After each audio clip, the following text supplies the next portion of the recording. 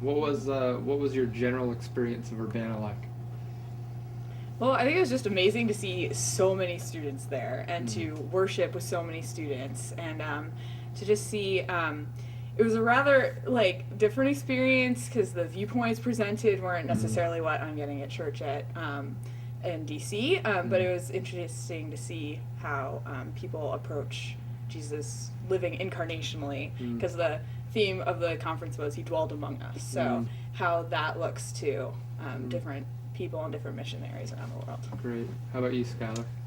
For me, it was just such a wonderful experience to see everything that God was doing Mm. around the country and around the world.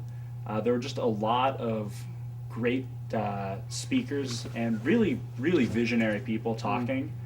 Um, and it was very reassuring to see all the different ways God was working around the world and all the different Mm. forms that his church is taking. What's a highlight or two from the conference? Well, my favorite speaker was a man named Sundar Krishnan, and he talked about how, as Christians, even though God works, he is sovereign over everything, he allows us through prayer and intercession to participate in that causality. And that has really driven me to learn how to pray through Scripture and how, no matter how God's sovereignty works, he gives us that grace to be able to participate in his work around the world. So that's cool.